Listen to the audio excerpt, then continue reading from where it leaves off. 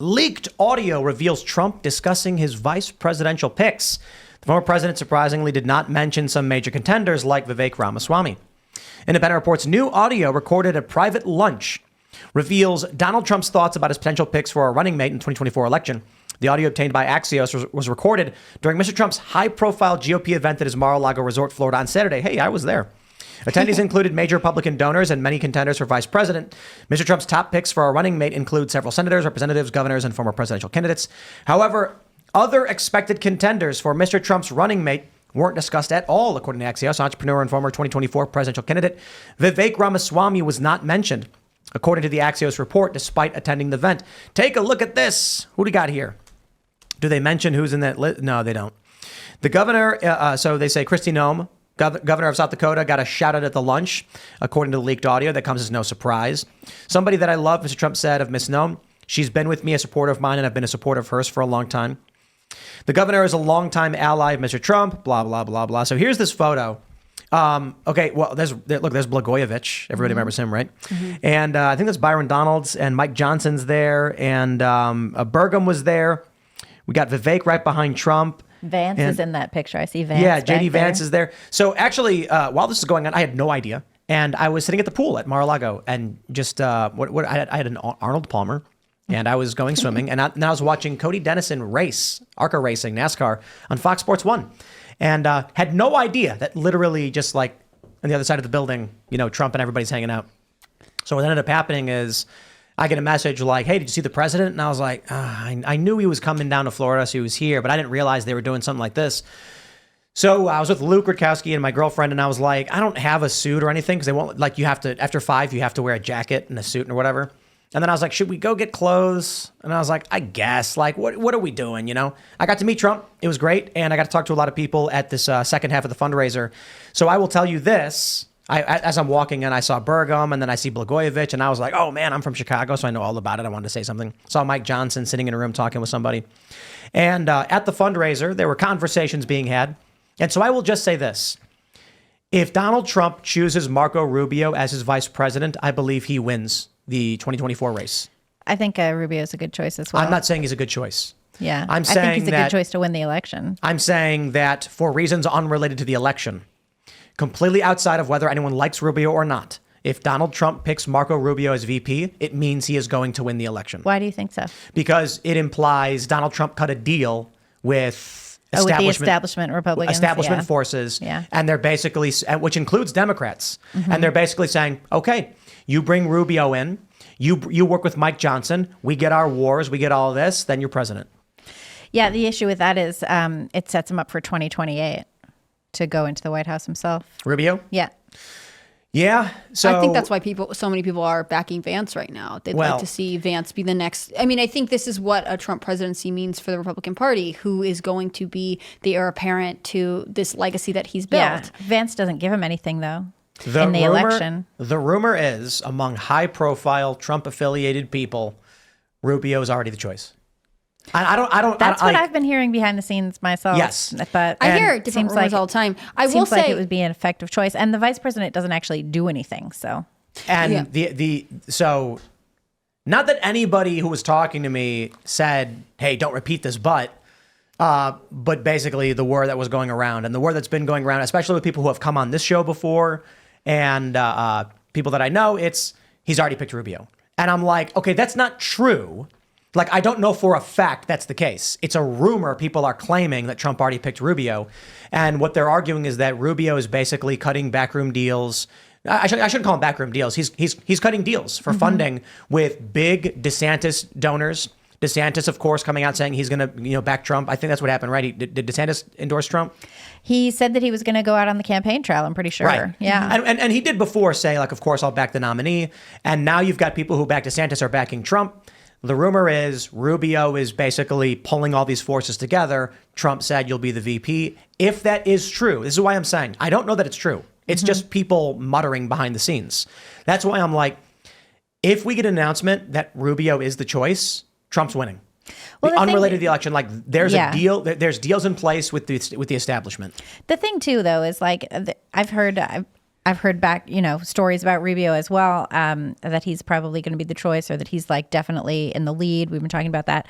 But the other thing too is people who don't like it, who are definitely like hardcore MAGA populist side, they're looking for a kind of purity in politics that doesn't exist. And it's really a mistake to start believing that politics has a purity. And that's what people did with Obama. That's how they essentially deified Obama. And that didn't do anything good for the country. It didn't do anything good for the presidency. You always have to remember that deals are important. That's why when they pushed McCarthy out, the first thing I thought was McCarthy knows how to play ball. He knows how to make these deals. He's not swayed the way Mike Johnson, for example, is swayed. It was much harder to push McCarthy around because he's a guy who's making deals. They brought Mike Johnson into the secure into the skiff. They impressed him. They impressed him with his own importance. They impressed him with an aluminum baseball bat being banged on the floor, and then he walked out and said, "Wow, what a meeting! Right. I get it now." That's not McCarthy loved that job, right?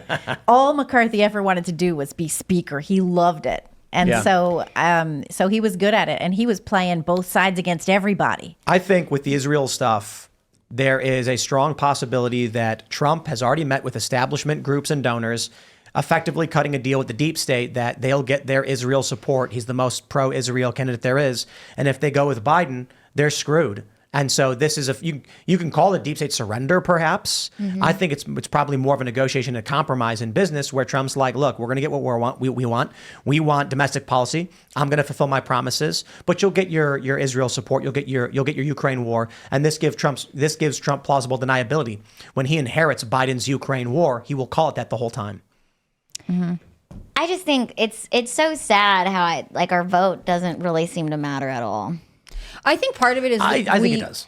I think the vote does matter. I think you have to participate anyways. You can't say the election's not working if you also didn't participate. Like that's not how this works. I will say I think a lot of our perspectives on all of this is warped by the media's presentation. Like even in this Daily Mail article, and it's a British publication, they're saying, well, top contenders were left off the list, like Vivek Ramaswamy. But we just know Vivek is, who has been really interesting. He had a very explosive influence on the Republican primary process.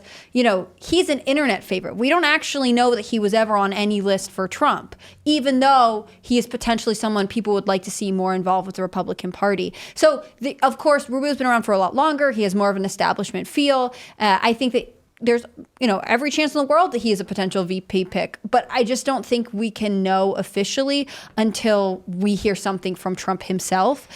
Because I remember, was it after South Carolina? I can't remember. There was a night that Trump was on the campaign trail, and Burgum had spoken at one of his rallies, and Trump was like, "Oh, we all know who the VP is going to be," and immediately the next day everyone was like, "Oh, it's Burgum." Like every once in a while, Trump gives us this hint, and people are like, "Ha, I know," but.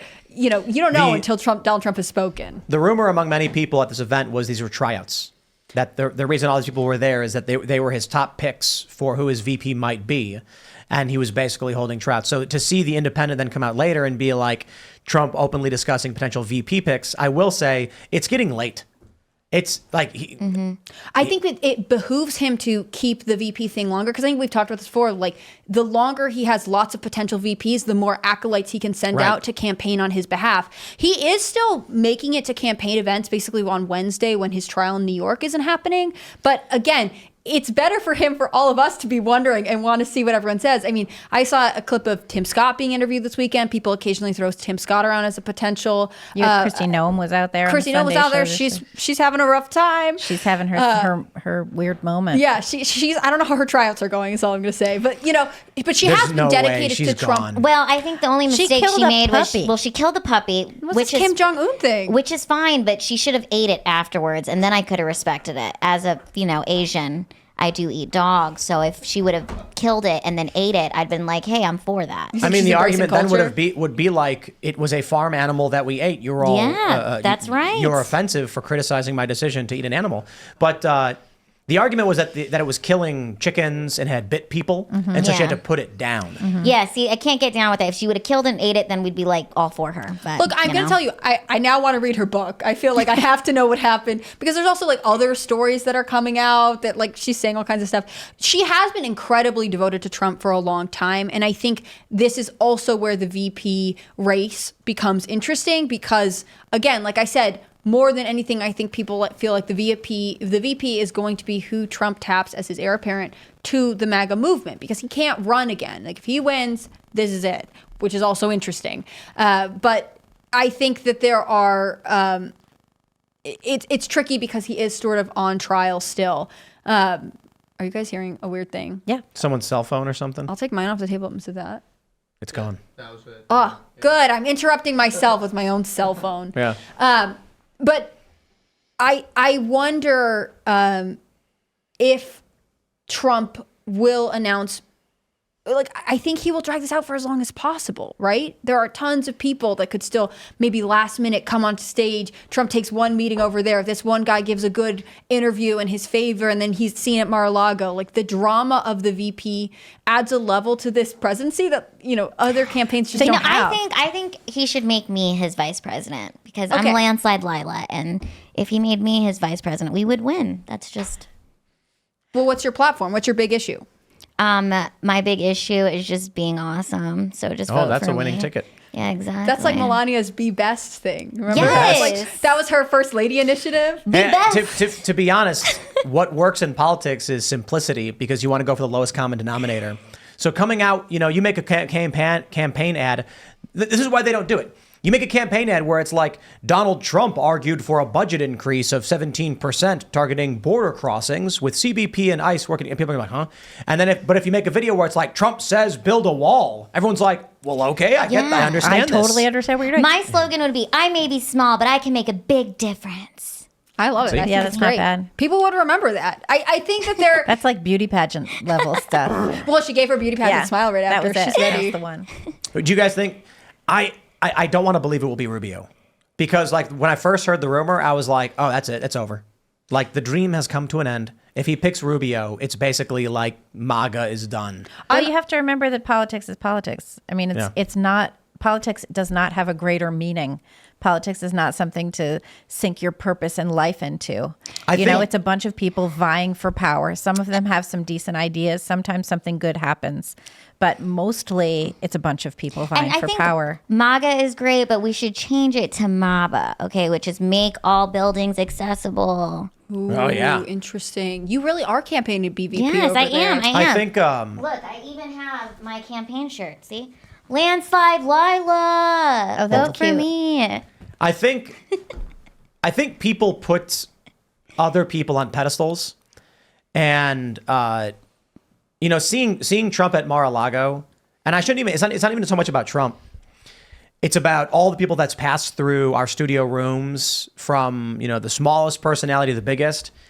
There are people who live in this world where they live in a class system of their own mind, and like seeing Trump at Mar-a-Lago and the way people behave around him, it's just like, dignify yourselves, gentlemen, please.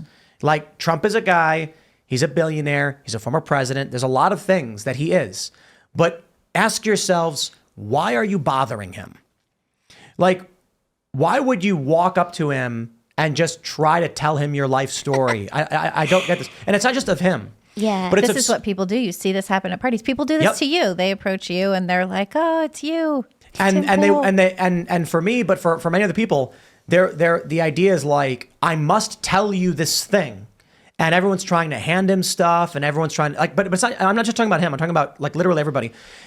You go to Mar-a-Lago and you see the guy sitting down, eating dinner and walking around, and it's no different than literally anybody else. Okay. And how was he when he met you? What did he say to you? He just said I had a great face. I love that. Yeah. He said, someone said, Tim's one of the biggest influencers on YouTube. And he goes, well, how could he not be with, look at his face. That's basically what he said. And then he said he was the biggest influencer, and it was funny. But I see someone like Trump, and I get it. Yeah. But what I genuinely don't understand when it comes to any politics and personalities is like, what do you think this person's going to do for you? When you run up to a celebrity, there's this one really great video, Logan Paul, he's awesome. I'm a big fan. Logan Paul is like backstage at an event, this was years ago, and some guy's like, Logan, man, I really want to work for you. And he's like, I get it. You snuck backstage and now you want to, yeah, okay, man. Like, well, I don't, like, you got to do it for yourself. You got to work hard. And the guy, I think, is like crying or something. And I'm like, what is Logan going to do for you? Why are people, it's like they live in this this reality of class hierarchy where they put other people on pedestals. And the reason I bring this up is when you work alongside big names, when you're on the phone negotiating interviews, and when you're booking celebrities, it's just a bunch of people. No different than literally anything else, but everyone is acting like you will get something. I just genuinely don't understand. People need to understand that when Donald Trump is sitting down in the White House talking about foreign policy, it's the same thing as you and your buddies talking about foreign policy. Granted, they have classified information. I get that. I was talking about with like juries and judges, especially with Trump right now. People think that judges are like these learned, intelligent individuals who are oh so smart, and that they're going to sit and before you and say, the two women are fighting for the baby. There must be a fair solution to figure out whose baby really belongs to these women. Women, we will cut the baby in half and you will each get a half. And then the one woman goes, no, my baby. And the other woman goes, good. Aha. Now we have successfully determined who actually is the mother of the baby. That's not how judges are. Judges are like the same thing as your next door neighbor. Imagine you and your wife are arguing over, who's going to walk the dog, and you ask your neighbor to figure it out. You're going to be like, my neighbor doesn't know anything about us. Or congratulations. Judges don't either. This is literally what it is. So when you're dealing with politics, whether it's Mike Johnson or literally anybody else, imagine your next door neighbor standing in front of an FBI guy who's like, well, we have to arrest these people because they're terrorists. What would your neighbor say? When you see these people in these videos who are like, but Trump is bad, that's no different than the people working at any of these bureaucracies and in government. You see Donald Trump, he's a smart guy, he's a successful guy, but that's what he is. He's a guy. And he's a guy that everybody thinks is funny and he's charismatic. But it's like people follow around politicians assuming, and celebrities, that, I don't know, by talking to them, you'll get something. Well, it's interesting that you bring up the Logan Paul video, because I saw that video that you're talking about where the guy sneaks backstage and talks to him. And my take on it is I would want to actually hire somebody that is like that, because I'm like, wow, this person is a huge fan of me, follows everything that I do, would probably work their ass off to work for me just because they've, been such a fan and really want this. I would not be inclined to hire someone who snuck into an event to try and get a job. I'd be inclined to call the police to have them arrested. See, I think it's kind of badass. I'm like, you know what? Sometimes you have to get in how you can get in. No way. I think it's fucking cool. I gotta tell you, there's been a lot of places where I was actually told I wasn't invited, couldn't go, and I made my way in, and I met somebody, and I got connected. And I'll then, tell you, it all worked out, and now here I am on Tim Pool. After the first $300,000 in security costs, you eventually say no. And you're like, dude, we asked you politely not to do this because it destroys what we're doing. And then the idea that, there are people who try to pull this off. We had an event in Miami and people snuck in and the security guards were like, there is no scenario where this works out well for you for what you did. You should just go now. And they're like, yeah, okay, I'm sorry. And they leave. Well, you got good security, so that's a well, good so person when you're dealing with death threats, when you're dealing with bomb threats, when you're having to evacuate your studio, you're involved. Like, it doesn't even matter. Like, celebrities have it worse than people in politics do. It's crazy.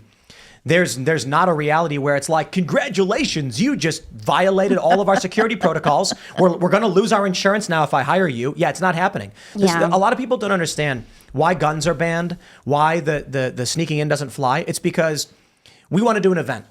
So we go to a venue, we go to a university, and we say, hey, we'd like to do an event. They say, okay, we'll book you, but you have to have insurance. We say, okay. The insurance company says, we'll only insure you if you ban guns from the event. And we're like, well, we support 2A in the Constitution and constitutional carry. And they're like, well, then we won't insure you. Have a nice day.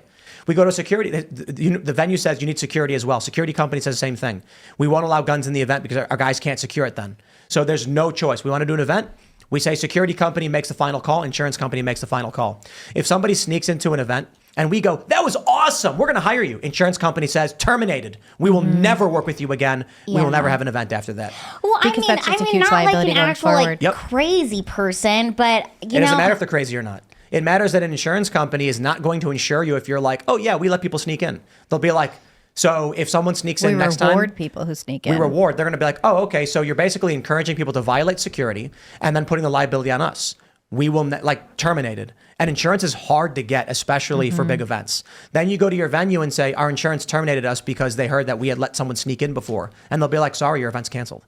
So it's not a reality where you're like, that was really cool that you got you got all of our contracts terminated, third-party contracts, vendor contracts. We lost $100,000 because of what you did. It's just not reality. I get what you're saying, where sometimes there is a way to put yourself out there and sort of do something to build your network and get a connection. Yeah. I also get if you're sneaking into an event, especially someplace that you're like the person who you want to hire has to go out of their way to pay for security, like maybe that's not the move to endear yourself to them. I think that with all of it, it comes back to this question of a skill, right? Like if I walked up to Tim and was like, Tim, I want a job, and he didn't know anything about me, he might be like, that's cool, but I don't have anything to offer you. Whereas if I am saying like, hey, here's my portfolio of work, you mentioned specifically you need whatever it is, it's very different. I think the idea that you could just walk up to someone who you see as having more money or privilege or influence to you and that they could just solve all your problems is not accurate. No, that's definitely not accurate. I might say to someone, like, if they snuck into an event and said, I really want to work for you, and so, look, I've proven that I've got the ability, I'd say, what do you think I do at this company? That's my first question. Like, what do you think I do here? And they'd be like, well, you're the boss. I'd be like, do you think that I'm in charge of hiring people? Do you think that like I manage HR and that stuff? I don't. So even like when it comes to hiring, I don't even handle these processes. Like we've got nearly 40 to 50 people who work here. So when it comes, a lot of people will hit us up and be like, hey, I've got this really great idea. I'll be like, try and reach out to one of the staff. Maybe you could DM Ian, because Ian can help relay to the right person. But I don't. What do? I wake up in the morning, I read news, I record a morning show, then I exercise, eat food, and then I start preparing for the nightly show. So that means we have staff that are handling paperwork, that are handling looking up resumes, taking communications.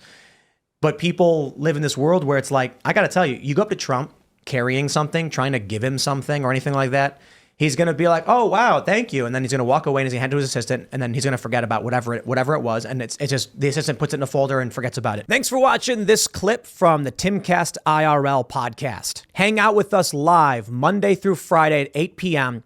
and become a member over at timcast.com for uncensored, members-only shows exclusive. Thanks for hanging out, and we'll see you all next time.